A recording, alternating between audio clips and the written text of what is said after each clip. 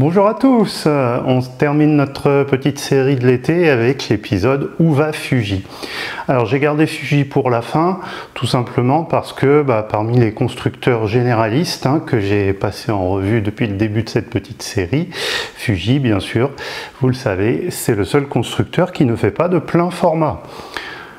Alors en revanche, évidemment, il fait deux formats différents, qui sont le format APS-C historique, avec des boîtiers qui vont de l'entrée de gamme, milieu de gamme, on va dire, au très haut de gamme que n'ont pas justement les autres constructeurs qui font aussi de l'APS-C. Et parallèlement à cette gamme, Fuji a développé depuis maintenant quelques années une gamme moyen format, la gamme GFX. Voilà où on en est en ce milieu 2025 dans les très grandes lignes, bien sûr.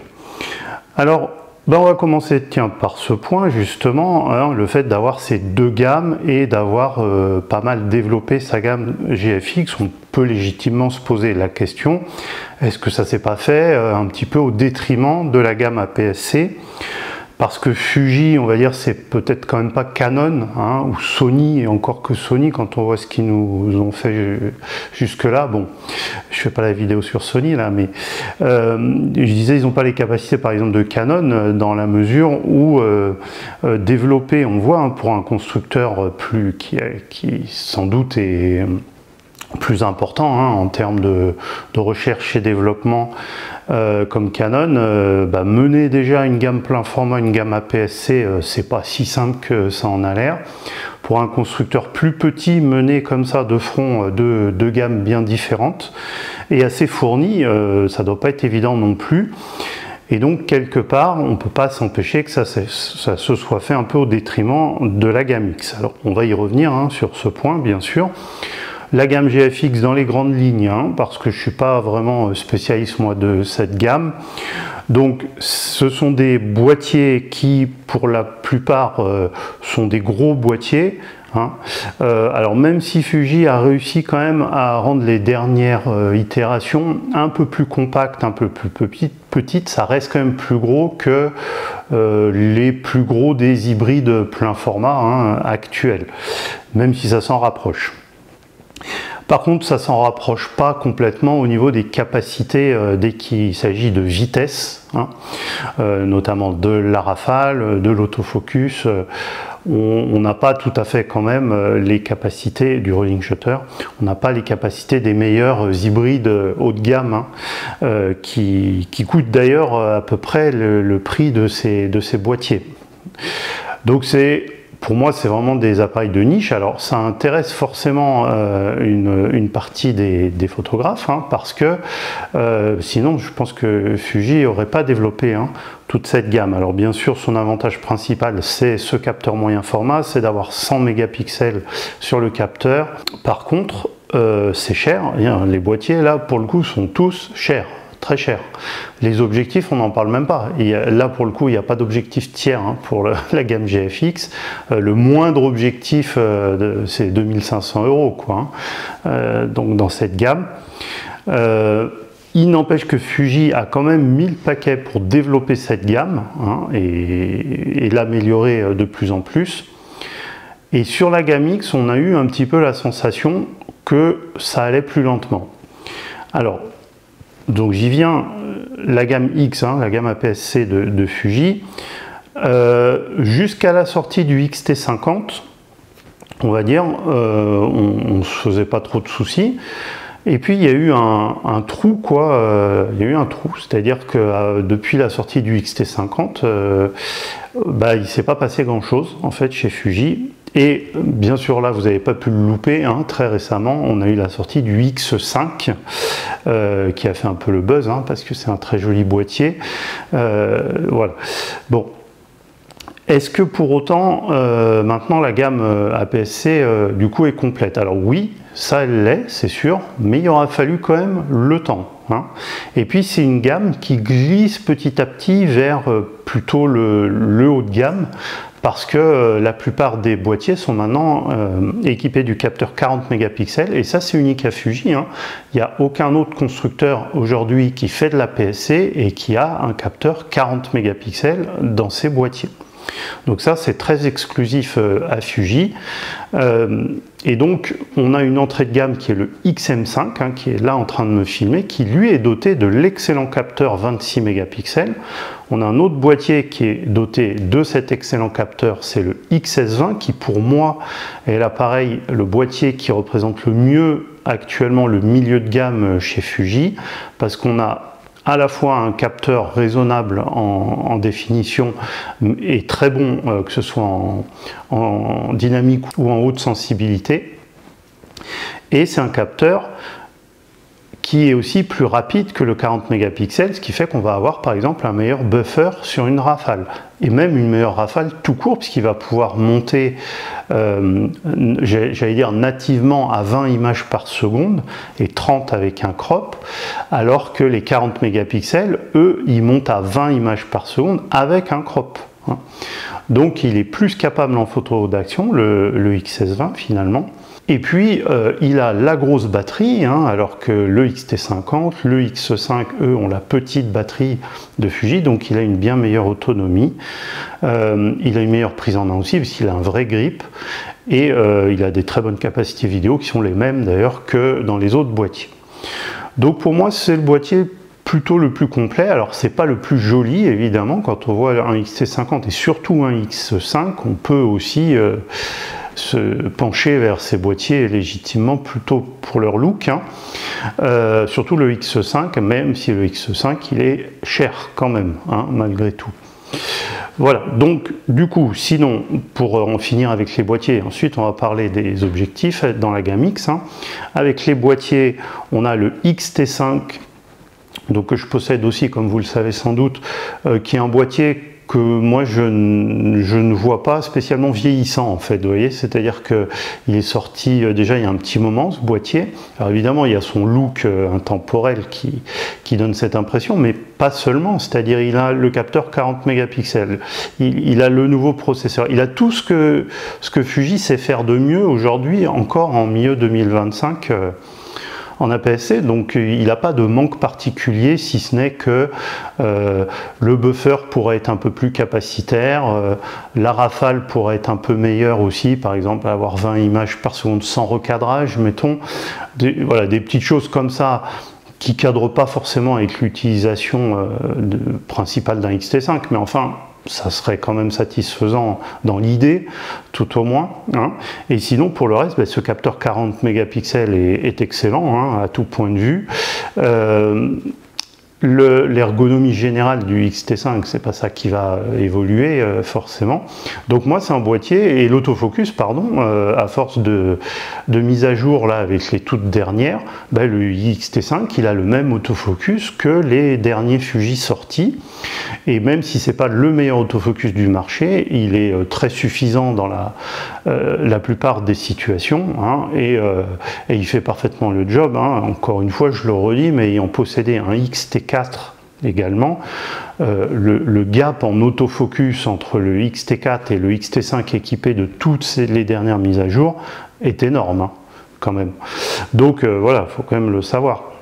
Du coup, après, on a XH2, XH2S, hein, dans la gamme. Alors là, on est plus sur des boîtiers, j'allais dire, pro ou amateurs très confirmés.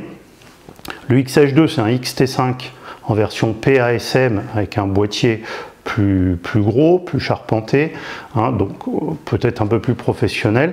Et le XH2S, lui, c'est le boîtier ultime à capteur empilé, et à ce jour, là aussi, c'est une exclusivité Fuji qui a maintenant 3 ans, hein, et depuis 3 ans, aucun autre constructeur n'est venu mettre un capteur empilé dans un boîtier APS-C, et c'est d'ailleurs très dommage. Merci à Fuji de l'avoir fait en tout cas. La série XH2, XH2S, moi j'ai possédé un XH2S pendant un petit moment, hein, donc je peux le dire, c'est une ergonomie quand même qui est sujette à caution, hein, parce que déjà vous avez que 2 molettes, elles ne sont pas cliquables contrairement à par exemple au XT5, hein, ou même au XM5 tout simplement. Vous avez un tactile qui va pas bien, ça rattrape pas le fait d'avoir que 2 molettes, hein, je veux dire. Voilà, là où des fois chez Canon on peut se dire ça, là chez Fuji on peut pas trop se le dire. Et donc, ça en fait des boîtiers qui sont pas toujours super agréables, moi je trouve, à utiliser, même s'ils ont une très bonne prise en main, s'ils ont une très bonne construction.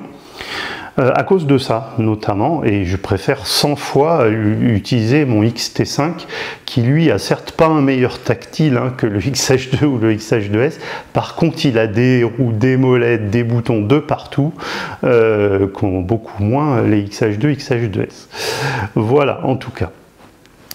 Donc, on a une gamme qui maintenant est complète, mais il aura fallu le temps, et notamment, il manquait un peu ce X5, il a manqué aussi le XT50 pendant un petit moment, et donc ça, ce ralentissement dans les sorties, on va dire, chez Fuji, quelque part, c'est dû au développement de la gamme GFX aussi, clairement.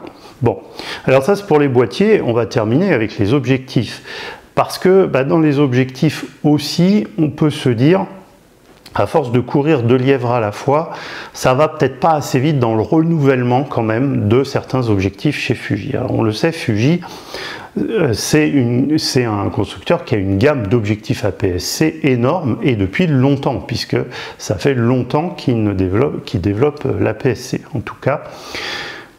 Et donc, forcément, on a des objectifs qui sont vieillissants au niveau de l'autofocus, au niveau de la construction, au niveau de l'optique. Il y a eu des gros progrès en 10 ans là, sur la fabrication des lentilles notamment.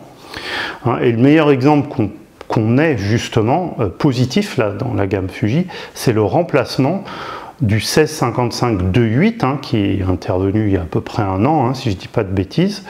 Et ce 1655 2.8 version 2, il est incomparablement plus léger et plus compact que la première version, tout en étant aussi piqué, et en ayant un meilleur autofocus. Donc ça, c'est dû vraiment au progrès justement dans la fabrication des lentilles.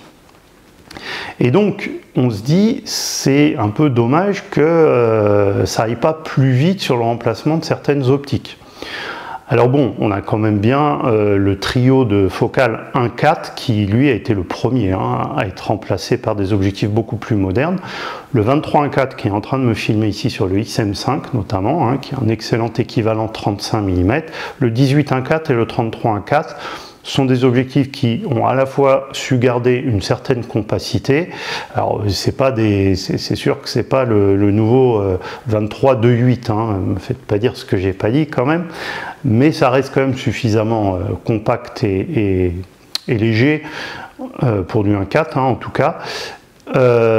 Et puis surtout, ils ont un très bon autofocus, ils sont très piqués. Et dès la pleine ouverture, donc c'est des objectifs vraiment haut de gamme. Alors leur prix va avec, c'est sûr, mais en tout cas ceux-là on ne peut pas reprocher à Fuji d'avoir tardé à les remplacer et ils vont comme un gant sur les capteurs 40 mégapixels notamment. Donc il y a le 1655 2.8 aussi qui a été remplacé, peut-être un peu tardivement quand même, mais c'est fait et donc voilà, tout va bien. Après il y a les autres. Alors on va prendre l'exemple du 56-1.2. Le 56-1.2, qui est l'objectif à portrait par excellence, Fuji l'a remplacé. C'est pareil, il y a un peu plus d'un an. Ils l'ont remplacé par un 56-1.2 qui est beaucoup plus piqué à la pleine ouverture que n'était l'ancien. En revanche, le point noir de l'ancien, c'était son autofocus très lent. Et quand vous faites des portraits, je suis désolé, mais l'autofocus, la précision de l'autofocus, surtout à 1.2, c'est ultra important. Et une vitesse raisonnable aussi, parce que vous ne faites pas toujours des portraits parfaitement posés. C'est pas toujours des gens qui prennent la pose et qui bougent plus, quoi. Et donc, je suis content d'avoir un autofocus qui va vite, notamment en mise au point sur l'œil.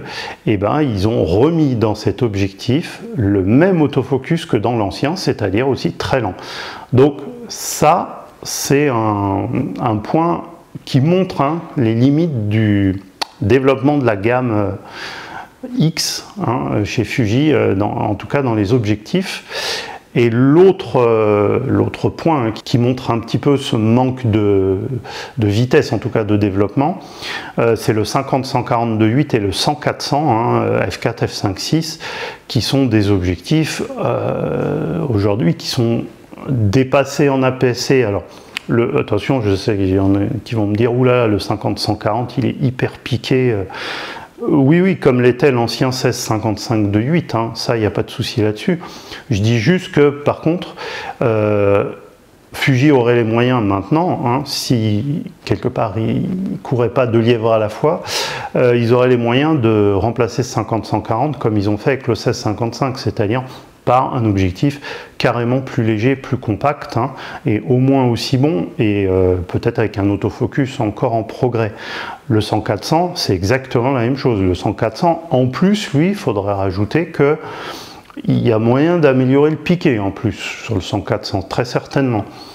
Voilà, donc ça c'est sur les zooms haut de gamme, voilà, hein, sur le trio, on n'a que finalement, enfin le trio, c'est plutôt le quatuor, parce que normalement il faudrait considérer aussi l'ultra grand angle, on va y revenir après, mais sur l'équivalent, voilà, le 16-55, le 50-140 et puis vraiment la très longue focale, le 100-400, on en a un sur trois qui est à la page au niveau gabarit, performance, etc. Hein, voilà, voilà. En ultra grand angle, justement, en ultra grand angle, moi je vais vous dire, heureusement qu'on a Sigma. Hein, parce que comment on fait pour avoir du 2.8 constant assez compact chez Fuji en ultra grand angle? Eh ben on dit merci à Sigma avec le 10-18 2.8, parce que sinon chez Fuji on n'a rien. On a un espèce de char d'assaut, le 8-16, ouais ça le 8-16, bref, sans commentaire. Et on a le 10-24 f4 qui est un objectif clairement vieillissant. Déjà c'est un f4. Alors certes la plage focale est assez polyvalente. Il est nettement plus gros et plus lourd que le 10-18 2.8 de Fuji. Et surtout, il n'est pas recommandé par Fuji lui-même sur les capteurs 40 mégapixels. Donc voilà un manque dans la gamme Fuji clairement identifié aussi. Et enfin, on a tout un tas d'autres focales chez Fuji, alors fixes hein, plutôt. Je vais prendre, je sais pas, par exemple le 90 mm f2, le 16 mm 1.4, il y en a d'autres hein, que j'oublie sans doute, qui eux aussi attendent éventuellement un remplaçant plus compact, plus léger. Bon, voilà. Alors certes, Fuji ne peut pas remplacer tous ces objectifs à la fois. Hein. Ça, on a vu par exemple chez Sony le remplacement de la gamme GM initiale par les GM2, c'est fait progressivement, hein, bien entendu. Mais chez Fuji, ça traîne peut-être un peu trop, à mon avis, et on revient au point de départ hein, de cette vidéo. Certainement que c'est dû au fait aussi du développement de la gamme GFX hein, et que Fuji ne peut pas tout faire à la fois. Voilà, donc on verra bien quel sera l'avenir. Alors aujourd'hui, heureusement quand même, on a Sigma bien sûr dans la gamme Fuji. Et par exemple là, je reviens sur le 56.1.2 qui a un autofocus qui pose vraiment question. Heureusement, on a le Sigma 56.1.4 qui, lui, a un meilleur autofocus, hein, et pas qu'un peu. Alors certes, c'est un 1.4 et pas un 1.2, mais enfin, il fait déjà des super portraits, ce petit objectif, et d'ailleurs beaucoup plus compact et beaucoup moins cher que le Fuji. En longue focale, on a le 100-400 de Sigma, qui est plus léger que le 100-400 de Fuji. Alors, vous voyez, là, c'est l'exemple typique. Le 100-400 de Sigma, c'est un objectif à la base plein format. Hein. Ils ont juste adapté la monture pour les Fuji, et pourtant, il est plus léger que le 100-400 spécifique APS-C de Fuji. Donc, il y a moyen forcément de faire mieux hein, pour Fuji. Voilà, et puis on a le très bon zoom 18-50 de 8 aussi, hein, que donc moi j'ai pas puisque j'ai fait le choix du 16-55 de 8 version 2. Et puis on a les, donc j'ai mentionné le 56-1.4, mais on a les autres petites focales fixes 1.4, hein, notamment la dernière sortie c'était le 23-1.4, hein, qui est très bon. Alors là, normalement, il se murmure quand même que Sigma devrait sortir, si je dis pas de bêtises, un 12-1.4. Hein, c'est dans les cartons des sorties rapides chez Sigma, ça. Alors, À l'heure où je tourne cette vidéo, il n'est pas sorti. En tout cas, ça c'est sûr que celui-là, il va ravir notamment les astrophotographes, hein, qui sont un tout petit peu coincés en monture Fuji. Et encore, tout est très relatif. Hein. Mais voilà, donc celui-là, ça peut être l'objectif Sigma attendu.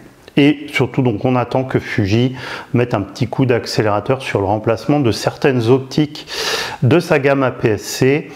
Et puis ensuite, on attendra dans un deuxième temps les remplaçants des X-T5, même si je vous ai dit, moi je vois pas en quoi trop ils vont faire progresser assez drastiquement un X-T5 avec les technologies là de mi-2025 hein, que développe Fuji. Et il en va de même pour les XH2 et XH2S. Alors eux, je pense qu'ils peuvent améliorer tout au moins l'ergonomie hein, avec cette histoire de molette, mettre une troisième molette, quoi, quelque chose, remettre les molettes principales cliquables, rien que ça déjà, ça serait pas mal. Hein. Et puis le switch photo-vidéo qui manque clairement aussi sur ces boîtiers. Voilà, et bah écoutez, ça sera la fin de notre petite série de l'été. Donc on attendra les prochaines sorties qui ne devraient pas trop avoir lieu avant la rentrée, j'imagine, hein, mais sait-on jamais. En tout cas, merci beaucoup d'avoir suivi comme d'habitude et au plaisir de vous retrouver. Au revoir.